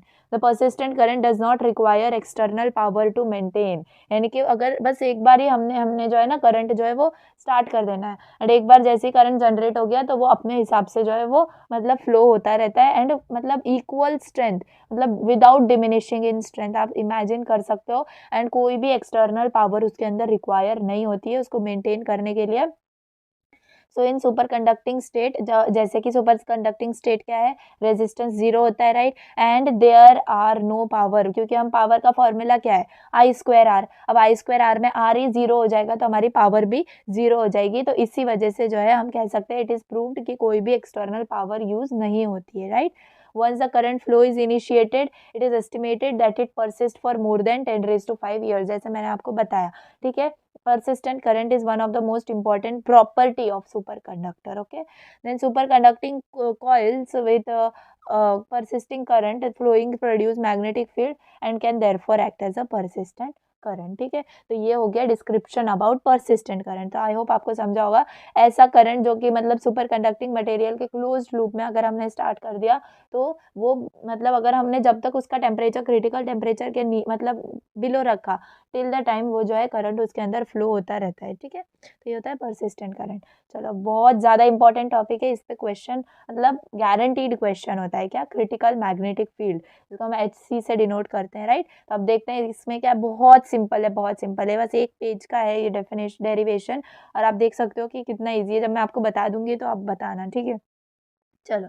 The minimum magnetic field require to destroy super conductivity, यानी कि हमें minimum कितनी magnetic field लगती है एक super conductivity को destroy करने के लिए एंड उसकी नॉर्मल जो रेजिस्टिविटी है उसको रीगेन करने के लिए. इसी को हम क्या बोलते हैं? Critical magnetic field. ठीक है, तो the minimum magnetic field require to destroy super conductivity and regain normal resistivity is called as what? Critical magnetic field. And इसको हम कैसे डिनोट करते हैं? तो HC, critical magnetic field. Okay, when magnetic field exceeds the critical value HC, the superconducting state is destroyed. यानी कि एक critical value होती है HC. ठीक है, तो अगर हमारी मैग्नेटिक फील्ड ने वो क्रिटिकल वैल्यू के मतलब एक्सीड कर दिया, इसके बियॉन्ड चली गई, तो हमारी जो सुपर कंडक्टिंग स्टेट है ना वो डिस्ट्रॉय हो जाती है और मटेरियल जो है वो नॉर्मल स्टेट के अंदर चला जाता है. ठीक है, तो ये ग्राफ इंडिकेट क्या करता है? देखो, सुपर कंडक्टिंग स्टेट हमने शो करी है और नॉर्मल स्टेट शो करी है. बाकी HC critical temperature, critical magnetic field, और TC क्या है? Critical temperature. तो ये जो है ग्राफ हमें क्या शो कर रहा है? जो इनके बीच में जो फेज, देखो मैंने लिखा है curve act as the phase boundary between super conducting and normal state. तो हमारा जो सुपर कंडक्टिंग स्टेट है उसको हमने अगेन नॉर्मल स्टेट में जो है कन्वर्ट करना है. तो उसके लिए हमें क्या कंडीशन है? तो मिनिमम मैग्नेटिक फील्ड जो है वो HC होनी चाहिए, जो कि हमें सुपर कंडक्टिविटी स्टेट को डिस्ट्रॉय करने के लिए लगती है एंड हमें नॉर्मल जो उसकी रेजिस्टिविटी पहले थी वो रीगेन करने के लिए, तो वो क्या होती है? Critical magnetic field. तो उसके लिए हम ये शो कर सकते हैं. एंड ये जो है ये फॉर्मूला होता है, ये न्यूमेरिकल्स में भी आप देखोगे तो ये फॉर्मूला यूज होता है.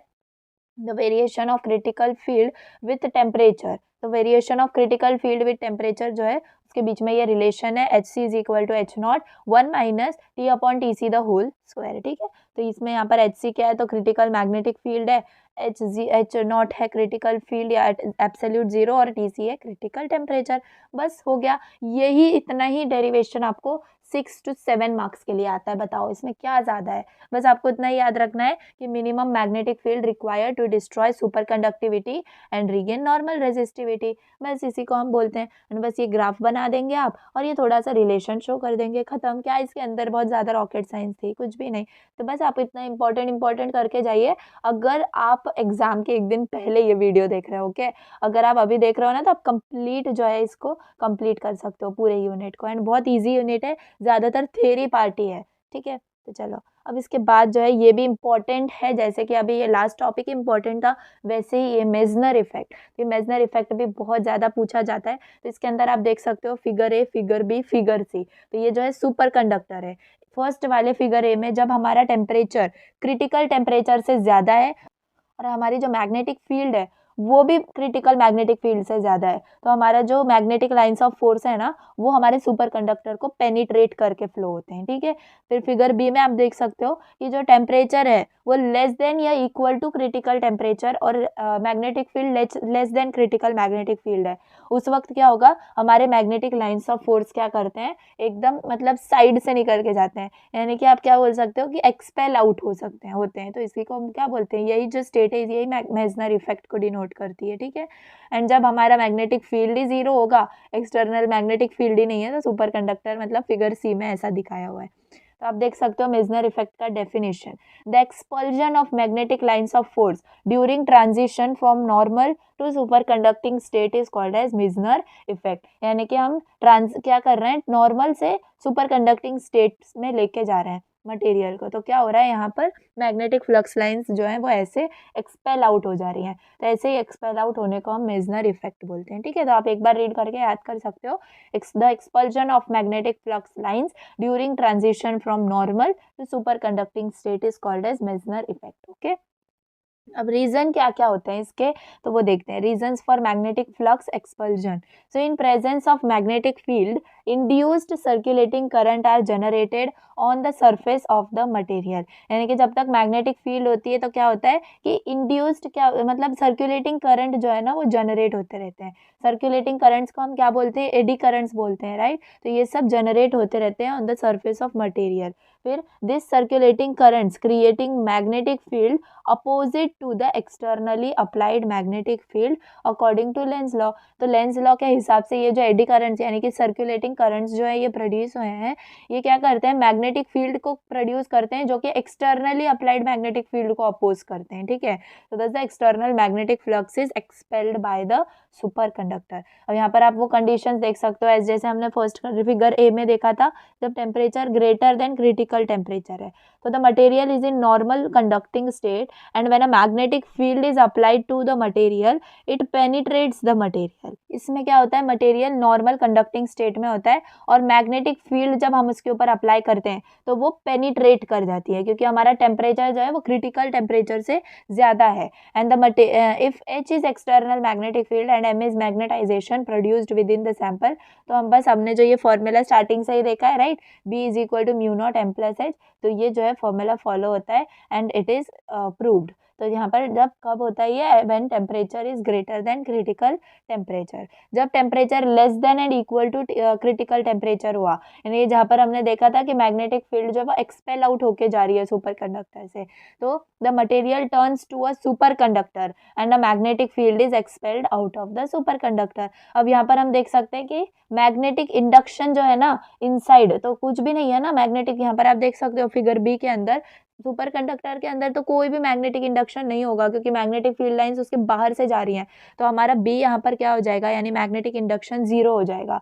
अब अगर हम ये ऊपर वाला फॉर्मूला देखें that is B is equal to mu naught M plus H, उसमें बी ही जीरो हो गया ना, तो zero is equal to mu naught M plus H, इससे हमें क्या मिलता है, अब म्यू नॉट तो हमारा कॉन्स्टेंट है तो उसको थोड़ी देर के लिए हम इग्नोर करें तो हमें क्या मिल सकता है, M is equal to minus H, ठीक है। तो ये हो जाता है क्या, इन दोनों के बीच में रिलेशन। अब मैग्नेटिक ससेप्टिबिलिटी अगर हम देखें तो काय का फॉर्मूला क्या था, m बाई एच था। अब यहाँ पर हमने क्या लिखा है कि m is equal to minus H, तो minus H upon H put करेंगे तो हमारा काय क्या आ गया, -1। Therefore for super conductor chi is equal to -1। अब आपने कहाँ देखा था कि जो हमारा ससेप्टिबिलिटी है वो लेस देन 1 है और स्मॉल है, कहाँ देखा था, याद है, डायमैग्नेटिज्म में, राइट। तो ये इंडिकेट करता है कि हमारे सुपर कंडक्टर्स हैं they are characterised by perfect diamagnetism. Okay, तो आई होप कि आपको ये समझा होगा Mizner effect.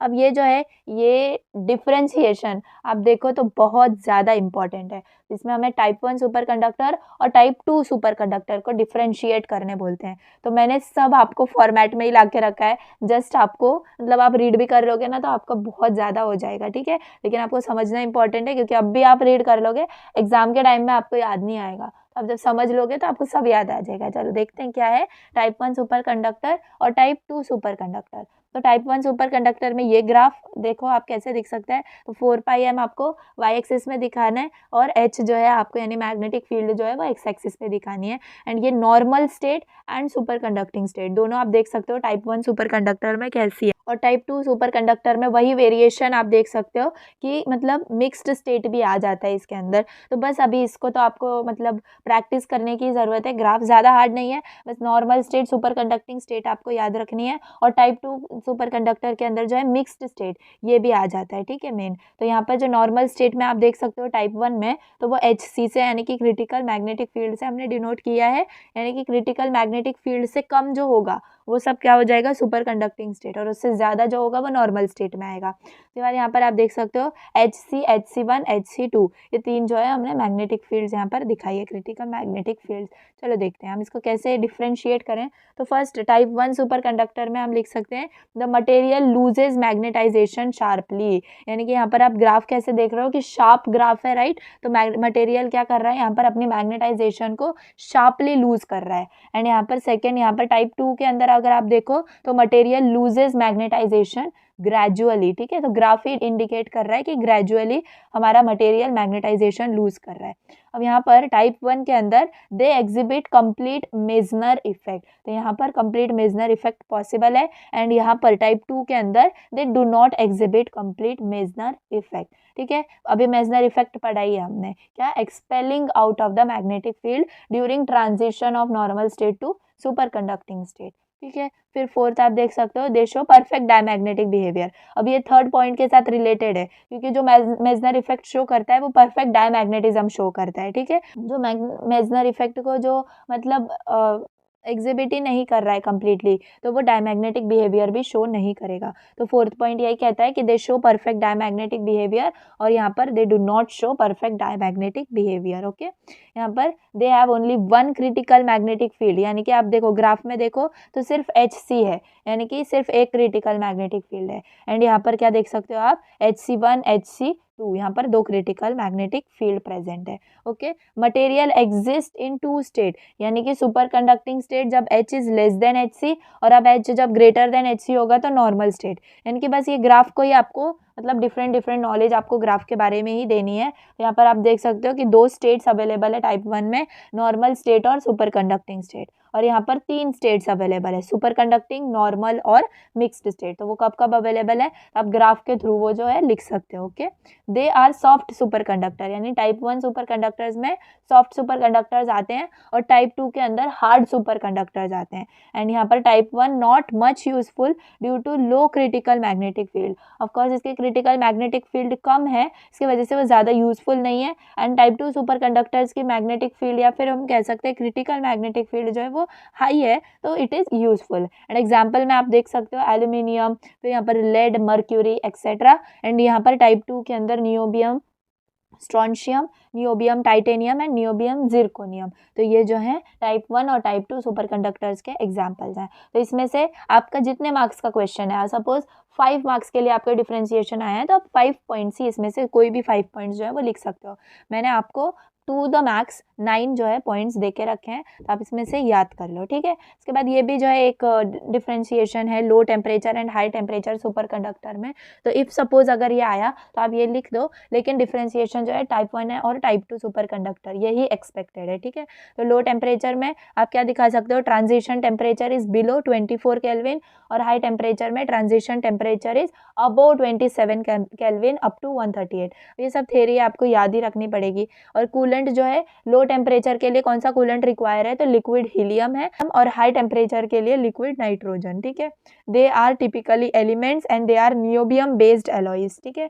And they are generally not useful for commercial application, क्योंकि वो कूल टेम्परेचर ज़्यादा, मतलब वो कूल टेम्परेचर पे ज़्यादा सस्टेन करते हैं, तो it is very difficult for मतलब डेली यूज़ और कमर्शियल एप्लीकेशन। एंड जो हाई टेम्परेचर है it is useful such as MRI और magnetic resonance imaging, NMR generators etcetera, ठीक है। उसके बाद आ जाता है हमारा जोसेफ्सन जंक्शन। तो जोसेफ्सन जंक्शन क्या होता है, तो अगर आप डायग्राम देखो तो when two super conductors are joined, यानी कि हमने दोनों भी सुपर कंडक्टर 1 सुपर कंडक्टर 2 दो सुपर कंडक्टर्स को जब ज्वाइन किया बाय थिन इंसुलेटिंग लेयर, तो वो जो जंक्शन फॉर्म करा है ना उन दोनों के बीच में, that is nothing but Josephson junction, simple है। तो when two super conductors are joined by thin insulating layer, then junction form between them is called as Josephson junction. बस वही मैंने यहाँ पर दिखाया है। और ये जो कूपर पेयर है इसके अंदर 2 इलेक्ट्रॉन प्रेजेंट होते हैं, तो ये ट्रांजिट करता है from insulating layer super conductor 1 से लेके सुपर कंडक्टर 2 तक, ठीक है। तो ये क्या हो गया, जोसेफ्सन जंक्शन। तो DC जोसेफ्सन इफेक्ट और AC जोसेफ्सन इफेक्ट, ये 2 टाइप के इफेक्ट होते हैं। तो what is DC Josephson effect, देखो when a supercurrent appears across the junction even though the applied voltage is 0, this effect is known as DC Josephson effect. हमने जो है अभी ये दोनों सुपर कंडक्टर्स टाइप 1 और मतलब सुपर कंडक्टर 1 सुपर कंडक्टर 2 इन दोनों को एक इंसुलेटिंग लेयर से ज्वाइन कर दिया, और हमें क्या मिला, जोसेफ्सन जंक्शन मिला, राइट। तो जब सुपर करंट अपीयर होता है उस जंक्शन के अंदर और हमने उसके अंदर अप्लाइड वोल्टेज भी हमारी 0 है, दैट टाइम जो इफेक्ट आता है उसको हम क्या बोलते हैं, DC जोसेफ्सन इफेक्ट। और AC जोसेफ्सन इफेक्ट क्या होता है, if a DC voltage is applied across the Josephson junction, यानी कि इस वक्त हम क्या कर रहे हैं, वोल्टेज अप्लाई कर रहे हैं, फर्स्ट में हमने डीसी जोसेफ्सन जंक्शन में वोल्टेज अप्लाई नहीं करी थी, that means voltage applied is 0। लेकिन एसी जोसेफ्सन जंक्शन के अंदर if a DC voltage is applied across the Josephson junction, it introduces an additional phase on the Cooper pair during tunneling and the frequency of alternating current produced is given by, यानी कि जो ये Cooper pair आप देख रहे हो ना, ये कूपर पेयर कब जनरेट होता है, AC जोसेफ्सन इफेक्ट के अंदर जब हम वोल्टेज अप्लाई करते हैं, ठीक है। और आप यहाँ पर दिखा सकते हो फ्रीक्वेंसी क्या है, it is equal to 2 EV upon H. अब ये कैसे आया, तो देखो मैंने साइड में लिखा है H mu is equal to 2 EV, ठीक है। H mu is equal to 2 EV होता है, राइट। तो यहाँ पर हमने रीअरेंज कर दिया, तो mu is equal to 2 EV upon H मिल जाएगा। तो ये इसके ऊपर भी जो है न्यूमेरिकल्स होते हैं, मैंने सब न्यूमेरिकल्स रखे हैं, डोंट वरी। तो ठीक है, ये हो गया किसके बारे में, जोसेफ्सन जंक्शन। तो उसका सिर्फ ज़्यादा से ज़्यादा डेफिनेशन जो है बस उतना ही एक्सपेक्टेड होता है। अब आ जाते हैं हम स्क्विड के ऊपर, that is super conducting quantum interference device. ये स्क्विड की जो है फुल फॉर्म है, इसके लिए भी आपको शॉर्ट नोट आ सकता है। तो क्या होता है ये देखो, स्क्विड क्या होता है, सिंपली मतलब वीक मैग्नेटिक फोर्स को जो है ना हम क्या करते हैं, मतलब मेजर करने के लिए जो है स्क्विड यूज होता है। तो ये अलग अलग मतलब एप्लीकेशंस में यूज होता है। लाइक हम कह सकते हैं कि अगर जब अर्थक्वेक आता है ना, तब वीक मैग्नेटिक फील्ड जो है ना वो प्रोड्यूस होती है, तो उसको जो है हम एक्सपीरियंस कर पाए या फिर उसको मेजर कर पाए ना, उसके लिए स्क्विड होता है। देखते हैं, और SQUID is a very sensitive magnetometer used to measure extremely small magnetic flux of the order of 10⁻⁻18 tesla. तो ये आप याद रख लो, 10⁻⁻18 टेस्ला। तो इतनी स्मॉल जो है मैग्नेटिक फ्लक्स जो है हम इससे मेजर कर पाते हैं, किससे, स्क्विड से। तो ये एक सेंसिटिव मैग्नेटोमीटर है which is used to measure extremely small magnetic flux of order 10⁻⁻18 Tesla. Their working is based on superconducting loops containing Josephson junction. तो superconducting loops यानी कि अलग अलग superconductors जो हैं वो connected होते हैं, joint होते हैं with the help of this Josephson junction. अब construction of squid के अंदर two main types होते हैं, that is DC and RF, यानी कि direct current and radio frequency squid. तो RF स्क्विड जो है हमें उसके बारे में देखना है। तो RF स्क्विड क्या है, it is made up of only one Josephson junction which is mounted on the superconducting ring. तो सुपर कंडक्टिंग रिंग के ऊपर सिर्फ अगर एक जोसेफ्सन जंक्शन होगा तो वो क्या होता है, रेडियो फ्रीक्वेंसी स्क्विड या फिर RF स्क्विड। तो सिंपली आप बस इतना ही याद रखो, ज़्यादा डीप में जाने की जरूरत नहीं है। तो the RF SQUID is made up of one Josephson junction which is mounted on superconducting ring. और जब दो जोसेफ्सन जंक्शन हो जाए, या फिर जैसे आप डायग्राम में देख सकते हो दो जोसेफ्सन जंक्शंस हैं, ठीक है, P एंड Q। तो ये जो है जब पैरेलल में कनेक्ट होते हैं ना, तो इसको हम DC स्क्विड बोलते हैं। So the DC SQUID consist of two Josephson junction which is parallel and which is more sensitive. तो ये DC स्क्विड का जो है आप कंस्ट्रक्शन देख सकते हो, P एंड Q है। एंड यहाँ पर आप देख सकते हो करंट जो है हम C से अप्लाई करेंगे, ठीक है। एंड ये करंट को हम बायस्ड करंट बोलते हैं, क्यों, बिकॉज वो दो डायरेक्शन में फ्लो हो जाता है, A और B में।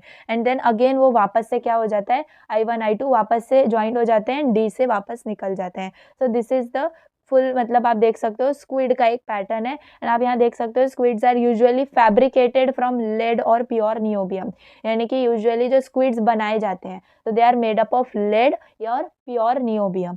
सो this tunnel barrier is oxidized onto lead or niobium surface. So the entire device is cooled to within a few degrees of absolute zero with the liquid helium. A schematic of the two junction DC squid is shown in the above figure. ठीक है, तो diagram में आप DC squid के construction को आप समझ सकते हो, जिसमें दो जोसेफ्सन जंक्शन शो करे हैं, मैग्नेटिक फील्ड जो है वो क्रॉस हो रही है। एंड यहाँ पर जो है लेड और नियोबियम के बारे में थोड़ा डिस्क्रिप्शन दिया है कि ऐसे तो हम स्क्विड जो है यूजुअली हमें लेड और नियोबियम के ही बनते हैं, और बाकी जो टनल बैरियर होता है ना वो ऑक्सीडाइज हो जाता है on to this lead and niobium surface. बाकी मतलब इतना ज़्यादा लिखने की ज़रूरत नहीं है, हम सिंपली वर्किंग में देखते हैं। और constant DC super current is applied to the SQUID, this current is known as bias current. अभी जैसे मैंने आपको बताया, तो working of SQUID is more important. तो उसमें आप कैसे लिखोगे कि constant DC super current is applied to the SQUID, यानी कि यहाँ से जो C से जो करंट जा रहा है ना वो कांस्टेंट है, तो हम कैसे बुला रहे हैं इसको, कांस्टेंट सुपर करंट। तो कांस्टेंट सुपर करंट जो है वो सप्लाई किया जाता है continuously, and this current is known as bias current, जैसे मैंने आपको बताया, which enters into the SQUID through arm C। यहाँ पे आर्म सी से एंटर हो रहा है, ठीक है, and it is divided along the path A and B and again merge into one and leaves through the arm D. जैसे अभी मैंने आपको एक्सप्लेन किया, ए और बी डायरेक्शन में जो है करंट वो डिवाइड हो जाता है एंड अगेन मर्ज होके डी से फ्लो आउट हो जाता है, ठीक है। I1 and I2 are the currents tunnelling through the Josephson junction. बस इतना ही जो है वर्किंग के अंदर आता है। अब एप्लीकेशन ऑफ स्क्विड, तो एप्लीकेशन ऑफ स्क्विड ये भी क्वेश्चन आता है। तो देखो, मैग्नेटोएन्सेफेलोग्राफी यानी कि MEG, ये किसका फुल फॉर्म है? MEG भी आप लिख सकते हो, बाकी अगर आपको फुल फॉर्म याद रह रहा है दैट इज मैग्नेटोएन्सेफेलोग्राफी, आप वो भी लिख सकते हो। अब इसमें क्या आ जाता है, थोड़ी बायोलॉजी आ जाएगी इसके अंदर। हमारा हार्ट और ब्रेन जो है ये भी कुछ ना कुछ मैग्नेटिक फील्ड जो है ये प्रोड्यूस करते हैं, तो वो बहुत ज़्यादा वीक होती हैं। तो लेस देन 10 रेज़, हमने क्या बोला, स्क्विड्स क्या क्या कब तक मतलब मेजर कर पाएंगे, कितने तक, तो 10⁻⁻18 टेस्ला तक। तो हमारा यहाँ पर आप देख सकते हो मैंने लिखा है कि हमारा ब्रेन और हार्ट ये किस ऑर्डर में जो है मैग्नेटिक फील्ड प्रोड्यूस करते हैं, तो 10⁻⁻14 टेस्ला। तो bye using squid it is possible कि हम अपने ब्रेन और हार्ट की जो है मैग्नेटिक फील्ड को इससे मेजर कर पाए या फिर डिटेक्ट कर पाएँ, ठीक है। तो इसमें स्क्विड जो है वो इंपॉर्टेंट रोल प्ले करता है। It is a technique for mapping brain activities. It can detect magnetic fields produced naturally in the brain of order of 10⁻14 Tesla. The human heart also produces a magnetic field of order of 10⁻14 Tesla which can be detected bye squid. तो ये first application हो गया squid का, जो कि हमारा medical field के अंदर यूज़ होता है। उसके बाद MRI स्कैन, ठीक है। तो MRI स्कैन भी जब हम करते हैं, उसका full form magneto resonance imaging है, मैग्नेटिक रेजोनेंस इमेजिंग, ठीक है। तो आप यहाँ पर आप उसके बारे में भी लिख सकते हो, क्योंकि इसमें भी स्क्विड जो है वो यूज होता है। Why? Because MRI is a scanning technique for creating detailed images of human body. So small changes in the body part are detected by the SQUID, ठीक है। अब उसके बाद नॉन डिस्ट्रक्टिव करोजन टेस्टिंग, ये भी सब एप्लीकेशंस दिए हैं, जस्ट आपको लिस्ट किए हुए हैं, आपको रीड आउट करना है, मतलब याद रखना है, ठीक है। Magnetism of the material changes due to corrosion which can be detected by using SQUID. यानी कि कोई भी अगर सपोज मतलब आयरन के ऊपर ज़्यादा करोजन होता है, वी ऑल नो, तो अगर कोई भी सपोज मेटल है उसके ऊपर करोजन हो गया है, तो उसका जो मैग्नेटिक मटेरियल है या फिर मैग्नेटिज्म है ना, वो चेंज हो जाता है। तो ये चेंज को भी डिटेक्ट करने के लिए हम स्क्विड यूज़ करते हैं, इसलिए इसको बोलते हैं नॉन डिस्ट्रक्टिव करोजन टेस्टिंग। बाकी मैंने आपको स्टार्टिंग में बताया था कि अर्थक्वेक प्रेडिक्शन में भी ये यूज़ होता है। तो earthquake prediction can also be done by detecting change in earth's magnetism, geothermal energy survey etcetera. तो ये एप्लीकेशन ऑफ स्क्विड्स में आ गया। And then application of super conductors, देखो ये 5 टाइम्स PYQ है, ठीक है। थ्योरी समझ के लोग इसको छोड़ देते हैं एंड यही जो है पेपर में आता है। तो मैं आपको सब कुछ मतलब डिटेल में बता रही हूँ, तो आपको कुछ स्किप नहीं करना है, ठीक है।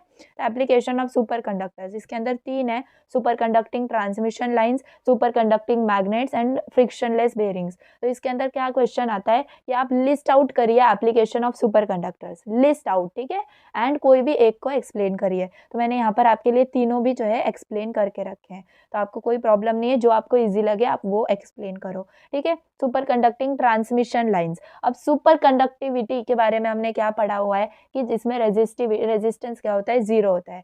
तो as resistance is 0 for super conductor, there is no power, because power का फॉर्मूला ही I²R होता है एंड R 0 हो जाएगा तो power 0। So as R is 0 for superconductor, there are no power, that is I²R losses, as there is no energy dissipation associated with the flow of current through superconductor. So power transmission can be done at lower voltage level, यानी कि अगर हम transmission lines के अंदर super conductors का use करेंगे तो हमें लो पावर या फिर लोअर वोल्टेज लेवल जो है वो यूज़ करके भी हम ट्रांसमिशन कर पाएंगे। So electric generators operate at lower voltage level and they are more efficient. तो जितने ज़्यादा कम वोल्टेज पर हम उनको ऑपरेट करेंगे उतना ही ज़्यादा ईजी होगा हमारे लिए। सुपर कंडक्टर्स ट्रांसमिशन लाइन्स के अंदर भी ऐसे यूज़ होते हैं ताकि हम वोल्टेज लेवल को कम यूज़ कर पाएँ, ठीक है। तो एज आई थिंक आपको ये समझा होगा, बस क्योंकि उसकी रेजिस्टेंस 0 है ना, इसके वजह से उसके यूजेस ज़्यादा हो जाते हैं, किसके, सुपर कंडक्टर्स के। उसके बाद सुपर कंडक्टिंग मैग्नेट्स देख सकते हो, जो कि हमने टाइप 2 सुपर कंडक्टर्स पढ़ा था, right. So the type 2 super conducting wires are wound in the form of solenoid to generate strong magnetic field of induction about 20 tesla. So the size of these magnets will be small compared to ordinary metal wire wound electromagnets. So wires has to maintain at liquid helium temperature, power will be 1000 times less required compared to the ordinary electromagnet. तो यहाँ पर electromagnet की power को compare करके जो है ना, हम अगर उसमें सुपर कंडक्टर यूज़ करेंगे मैग्नेट्स के अंदर, तो ये जो है यूज़फुल होता है, क्योंकि अगर मतलब उसकी पावर ही कम है एंड लेस मैग्नेटिक फील्ड जो है वो प्रोड्यूस होती है इसके वजह से. उसके बाद फ्रिक्शन लेस बेरिंग्स, यानी कि super conducting bearings provide highest efficiency and prevent contact, friction and wear, so they need to lubrication, they need no lubrication or maintenance and can be used under extreme conditions. यानी कि अगर suppose हम fan के अगर bearings देखें, ठीक है, fans में बेरिंग्स होते हैं राइट, तो अगर उसमें सुपर कंडक्टर्स यूज़ किए जाए ना, तो उसकी कम पॉसिबिलिटी हो जाती है कि वो कम मतलब डैमेज हो, ठीक है, क्योंकि वो मतलब बहुत जल्दी डैमेज हो जाएंगे नहीं तो बेरिंग्स. इसके वजह से मतलब उनकी हाईएस्ट एफिशिएंसी की वजह से सुपर कंडक्टिंग बेरिंग्स की एफिशिएंसी बहुत ज़्यादा होती है. एंड क्या लिखा है कि it prevent contact, friction, wear and all, तो मतलब उसके कम जो है वो लॉस हो जाते हैं, तो इसके वजह से हम उसको एक्सट्रीम कंडीशंस में यूज़ कर पाते हैं. इसके वजह से फ्रिक्शनलेस बेरिंग्स जो हैं वो उसके अंदर हम क्या यूज़ करते हैं, तो सुपर कंडक्टर्स यूज़ करते हैं. तो ये जो है एप्लीकेशन हो गए हमारे सुपर कंडक्टर्स के.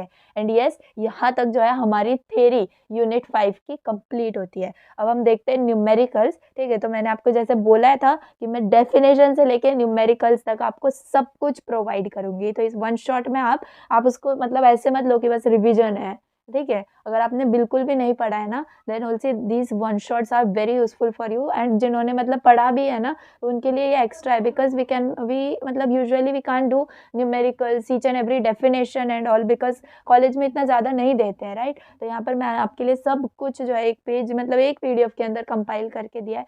तो देख सकते हो numericals on unit 5. First numerical अब देखो, बहुत सिंपल, जो हमने अभी फॉर्मूलेज मतलब अभी देखे थे ना पूरे यूनिट के अंदर, बस वही फॉर्मूलेज यहाँ पर यूज़ करने हैं. तो आप क्वेश्चन देखो, एंड यस ये सब PYQs क्वेश्चन ही है, एंड आप देख सकते हो तो ज़्यादा से ज़्यादा क्वेश्चन जिस टाइप पर आए हुए हैं वही मैंने लिए हैं. Okay, so magnetic material has magnetization of 2300 ampere per metre, यानी कि हमें कैपिटल M मैग्नेटाइजेशन दिया है, and produces a flux density. Flux density को हम B से डिनोट करते हैं राइट. तो कितना दिया है, 0.00314 वेबर पर मीटर स्क्वायर.